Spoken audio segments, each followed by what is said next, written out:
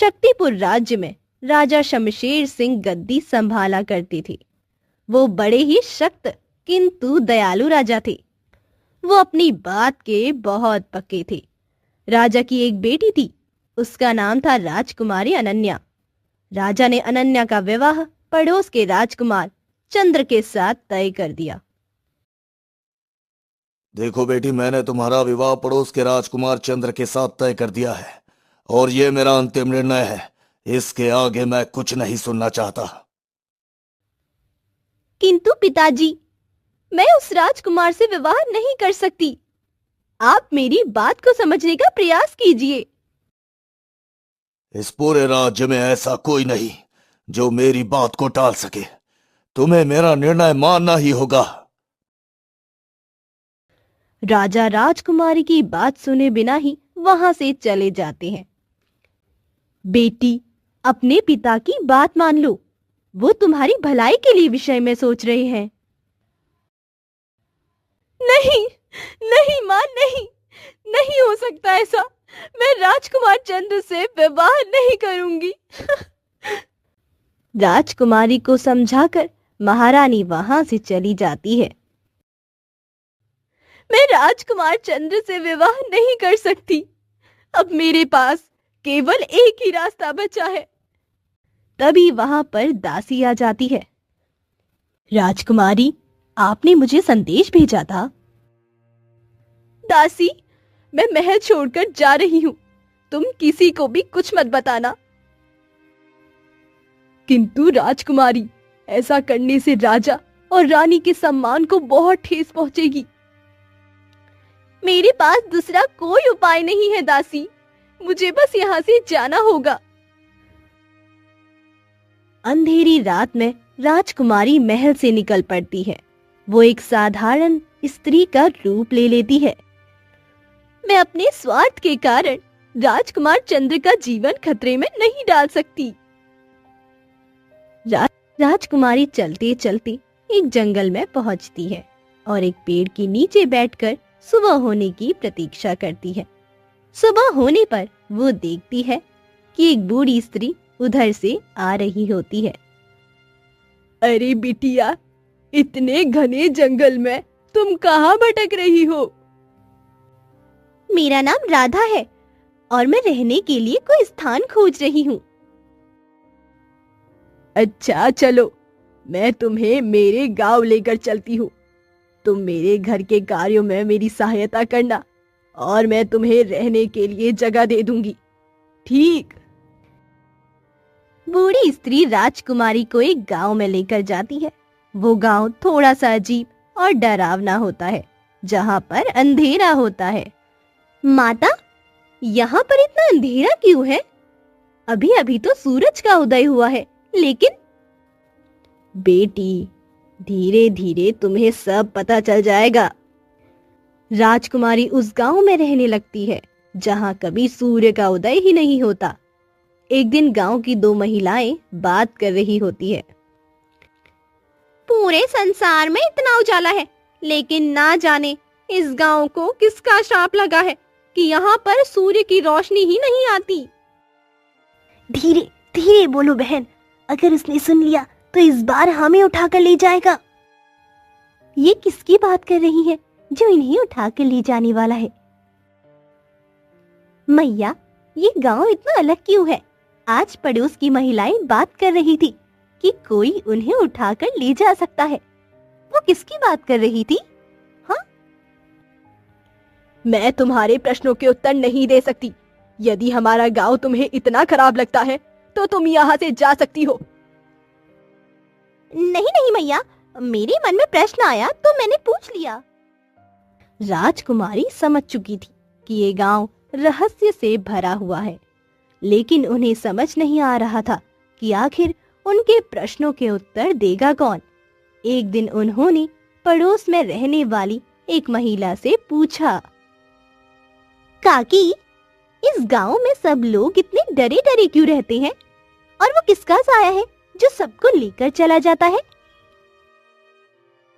बेटी, प्रत्येक अमावस्या की रात को इस गांव पर उसका साया आता है और वो गांव के लोगों को उठाकर ले जाता है। हम सब कुछ नहीं कर सकते। उठाकर ले जाता है? कहाँ लेकर जाता है काकी? बेटी, इस बात का रहस्य आज तक कोई नहीं जान पाया। जो गया वो कभी लौट कर नहीं आया। मुझे पता लगाना होगा कि ये साया है कौन। अगले दिन जब बूढ़ी स्त्री घर पर नहीं आती है तो राजकुमारी को उसकी चिंता होने लगती है। अरे, कहीं आपने मैया को देखा है? वो अभी तक घर नहीं आई है। ना जाने वो कहाँ होंगी। ये तुम क्या कह रही हो? सरला काकी घर नहीं आई? कहीं उन्हें वो उठाकर तो नहीं ले गया? कौन काकी? कौन? आखिर आप लोग किसके बारे में बात करते हैं? बेटी, कल अमावस्या की रात थी, जब कोई अपने घर से बाहर नहीं निकलता। जो घर से बाहर निकलता है तांत्रिक उसे पकड़कर ले जाता है। जरूर माई को वो तांत्रिक पकड़कर ले गया है। क्या? ऐसा कैसे हो सकता है? हाँ बेटी, वो हम सब गांव वालों को बहुत परेशान करता है। ना जाने हमारा गांव उसके तांडव से कब सुरक्षित होगा। काकी, अगली अमावस्या की रात कब है? आज से ठीक 1 महीने बाद। इतना कहकर महिला वहां से चली जाती है। मुझे कोई योजना बनानी होगी। क्या मैं पिताजी से सहायता मांगू? नहीं, अगर पिताजी को पता चल गया कि मैं यहाँ पर हूँ तो वो मुझे यहाँ से ले जाएंगे। राजकुमारी जंगल जाती है और वहां पर एक साधु तपस्या कर रहे होते हैं। अरे, कहो राजकुमारी, तुम यहाँ कैसे?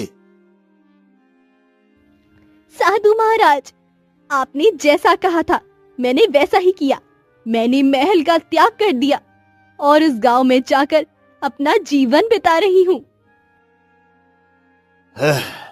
तुमने जो पाप किया है उसके लिए तुम्हें इससे भी बड़ा दंड मिलना चाहिए।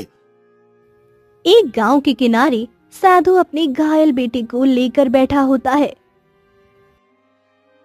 अरे, मेरा बेटा बीमार है, कोई इसे पानी पिला दो, इसे थोड़ी सी तृप्ति मिल जाएगी।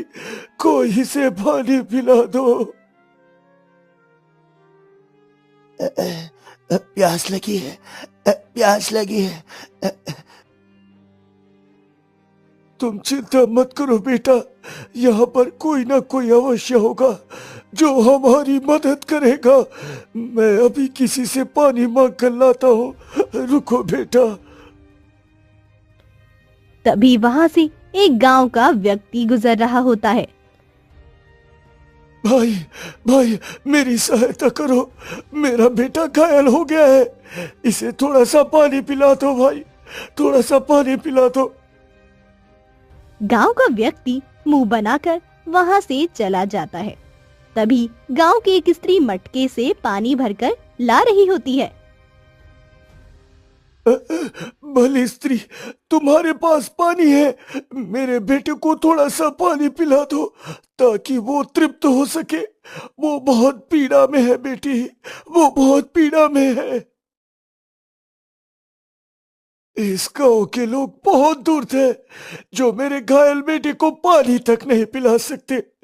इस गांव के लोगों के दिलों में जो अंधेरा है, मैं श्राप देता हूं, यहाँ पर कभी सूर्य की रोशनी नहीं आएगी। मैं श्राप देता हूं।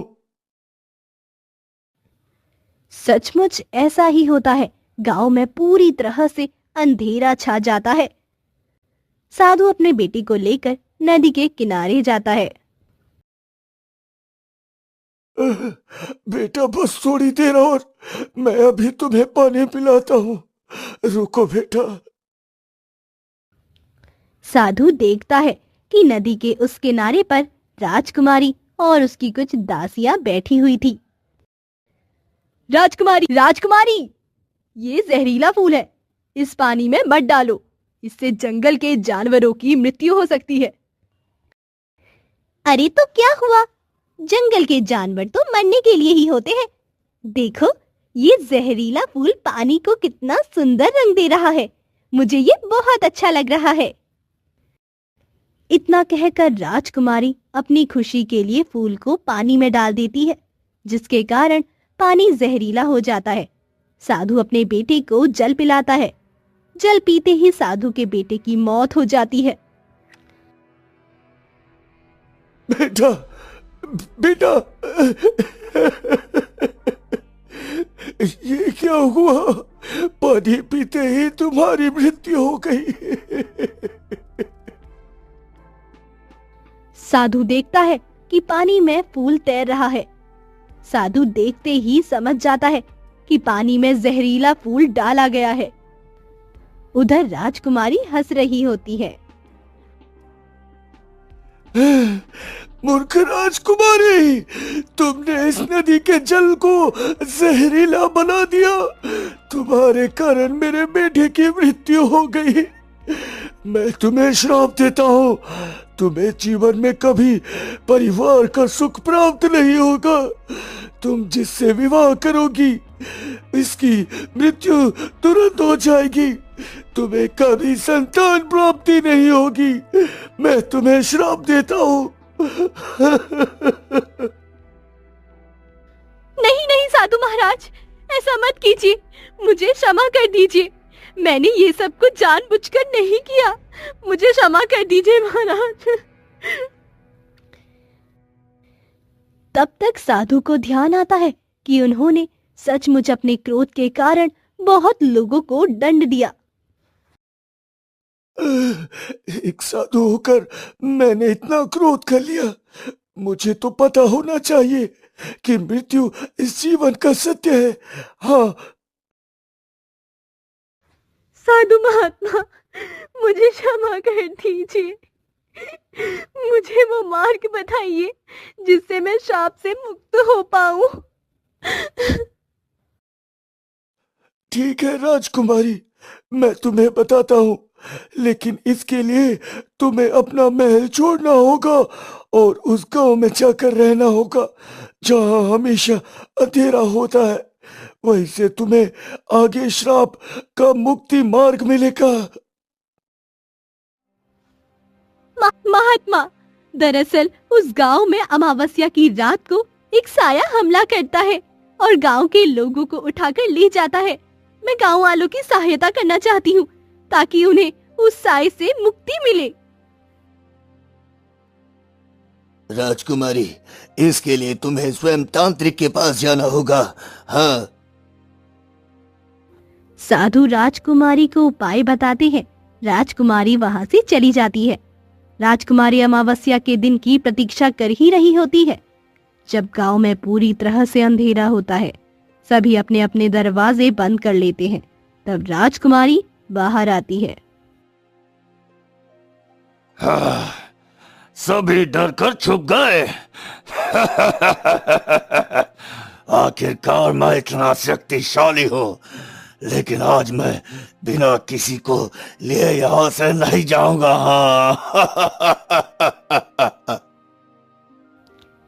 तांत्रिक देखता है कि राजकुमारी एक पेड़ की छाया में सो रही होती है। ये तो कोई साधारण स्त्री नहीं लगती, लेकिन ये बाहर क्यों है? क्या इसे मुझसे डर नहीं लगता? हाँ? तांत्रिक राजकुमारी पर जादू कर देता है। वो बेहोश हो जाती है और उसे अपने साथ एक काली गुफा में लेकर जाता है। अब तुम मेरा यज्ञ पूर्ण करवाओगे स्त्री। इस गांव में रहने वाले 101 लोगों की बलि देने का संकल्प लिया है मैंने, और तुम मेरी अंतिम बलि हो।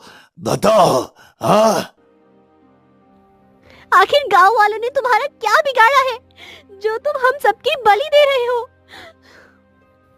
तांत्रिक यज्ञ कर रहा होता है कि तभी वो बूढ़ी स्त्री आती है। राजकुमारी बूढ़ी स्त्री को देखकर चौंक जाती है। मैया, क्या तुम भी तांत्रिक का साथ दे रही हो? मैंने तो ये सब कुछ तुम्हारे लिए ही किया। जब तुम घर नहीं आई तो मैंने सोचा कि तुम्हें कुछ हो गया है।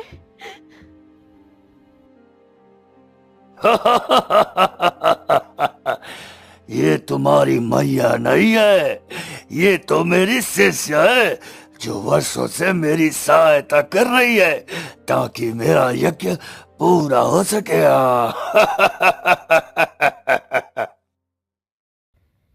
लेकिन इस लड़की के कारण तुम्हारा यज्ञ अधूरा रह जाएगा। वो कैसे? मैं इसे गांव से उठा कर लाया हूँ। हाँ।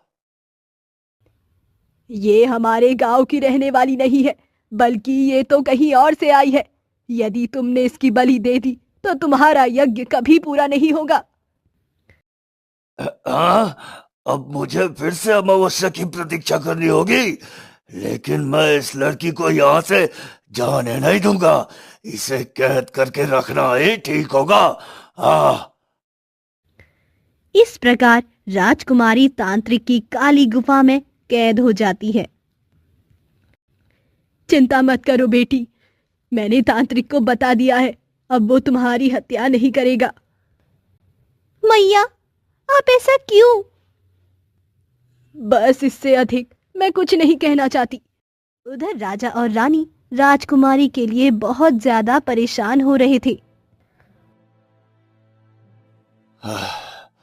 इतना समय बीत गया, न जाने मेरी बेटी कहां पर होगी।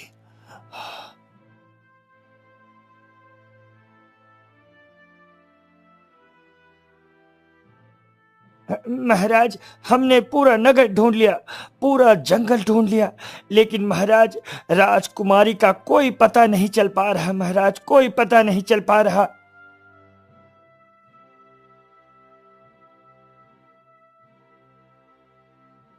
महाराज, हमारे पड़ोसी देश के राजकुमार चंद्र पधारे हैं। क्या? अब मैं राजकुमार चंद्र से क्या कहूंगा कि राजकुमारी कहां गायब हो गई है? ठीक है, राजकुमार चंद्र को भीतर बुलाओ।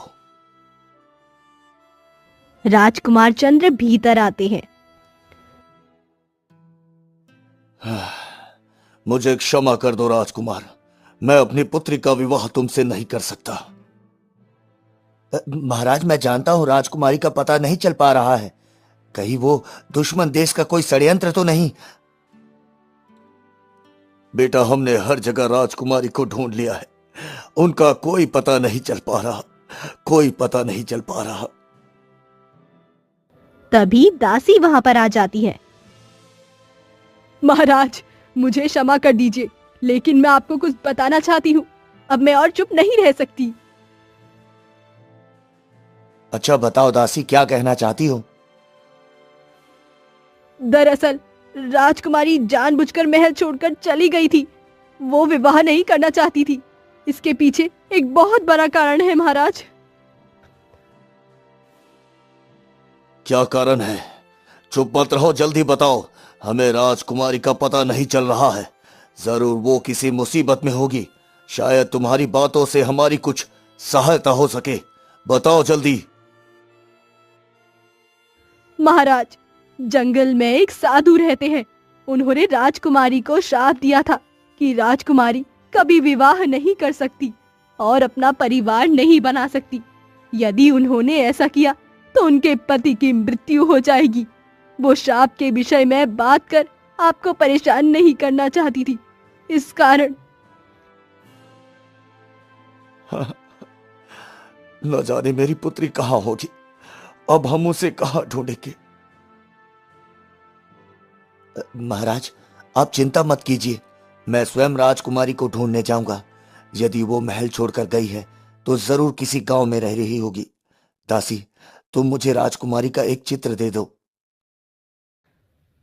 दासी राजकुमारी का एक चित्र राजकुमार को दे देती है। राजकुमार अपने सैनिकों के साथ जंगल की ओर निकल पड़ते हैं। वो उस गांव में पहुंचते हैं जहां अंधेरा होता है। ये कैसा गांव है जहां पर दिन में भी अंधेरा है? रुको, मुझे राजकुमारी के विषय में पूछना चाहिए। अरे सुनो भाई। हाँ, कहिए राजकुमार। गौर से देखो इस चित्र को। क्या तुमने इस लड़की को कहीं देखा है? अरे ये तो राधा है। ये कुछ महीने पहले हमारे गांव में आई थी, सरला काकी के साथ रहा करती थी। अच्छा, कहाँ है सरला काकी का घर? राजकुमार, अब ना सरला काकी का कुछ पता है और न राधा का। अरे तुम कहना क्या चाहते हो? हमें साफ साफ बताओ। अगर ये दोनों इसी गांव में थे तो अब कहाँ है? राजकुमार, इस गांव पर तांत्रिक का प्रभाव है। वो अमावस्या की रात को इस गांव के लोगों को उठा कर ले जाता है। राधा और सल्ला काकी को भी तांत्रिक उठा कर ले गया है। गांव में ऐसी बातें होती है, मैंने कई बार सुना है।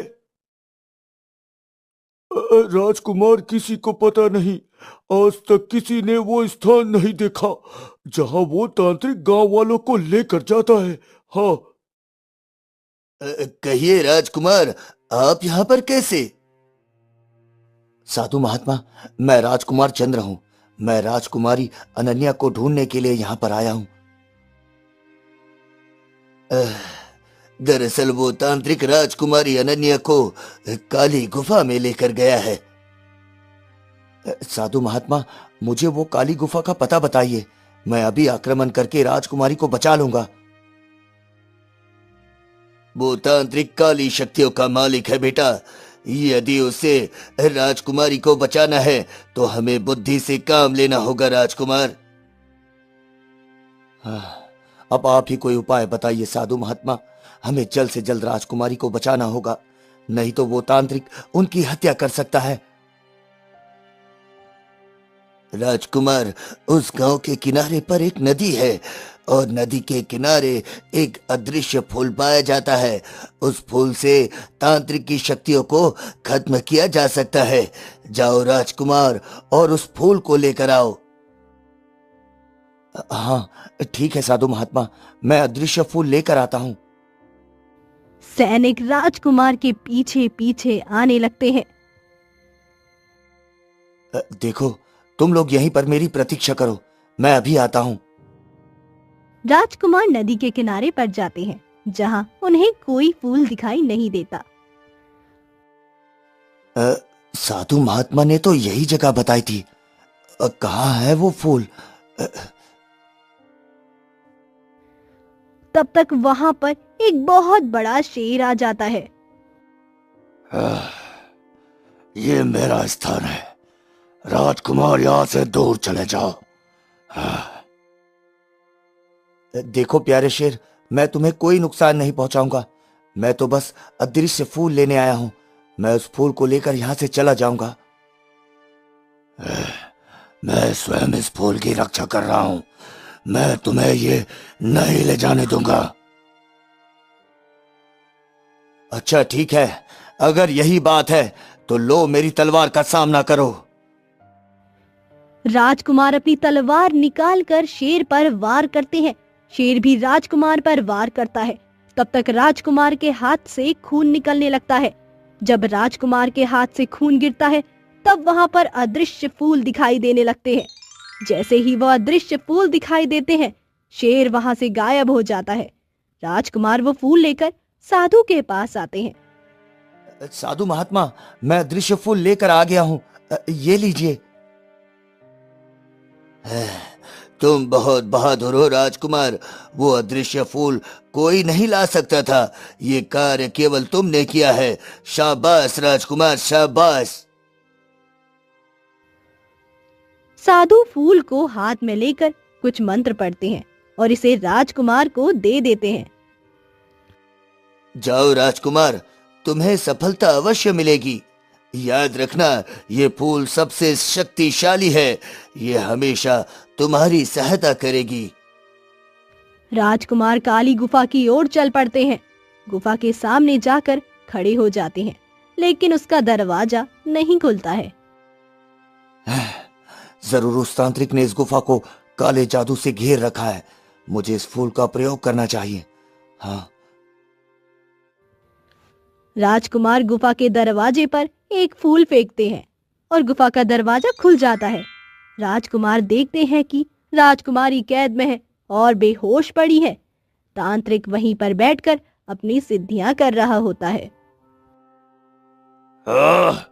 तुम कौन हो और मेरी इच्छा के बिना मेरे गुफा के अंदर कैसे आए, बताओ। आज तुम्हारे पापों का अंत होगा। मैं राजकुमारी को बचाने के लिए आया हूं। तुमने गांव वालों को जितना परेशान किया है, आज उन सब का हिसाब किताब तुम्हें देना होगा तांत्रिक। राजकुमार तांत्रिक के ऊपर फूल फेंकने जाता है कि तभी बूढ़ी स्त्री वहां आ जाती है। दूर हो जाओ तांत्रिक, ये राजकुमार हमें यहाँ पकड़ने के लिए आया है, हमें इससे सावधान रहना होगा। इससे पहले कि तुम मुझे नुकसान पहुंचाओ, मैं अभी तुम्हें खत्म कर देता हूँ। तांत्रिक उठकर खड़ा हो जाता है और पीछे हो जाता है। तांत्रिक राजकुमार पर वार करने जाता है।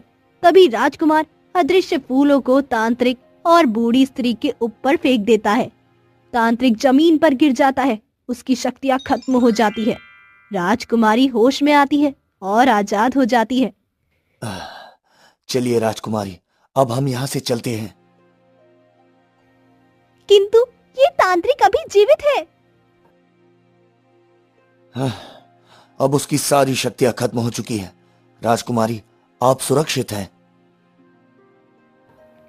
राजकुमार और राजकुमारी गुफा से बाहर आते हैं। साधु प्रतीक्षा कर रहे होते हैं। साधु महात्मा, तांत्रिक और बूढ़ी स्त्री की सारी शक्तियां अब खत्म हो चुकी है। अब वो हमारा कुछ नहीं बिगाड़ सकते। वाह राजकुमार, आपने बहुत ही बहादुरी से काम किया है। मैं अभी इस गुफा को मंत्रों से बांध देता हूँ राजकुमार।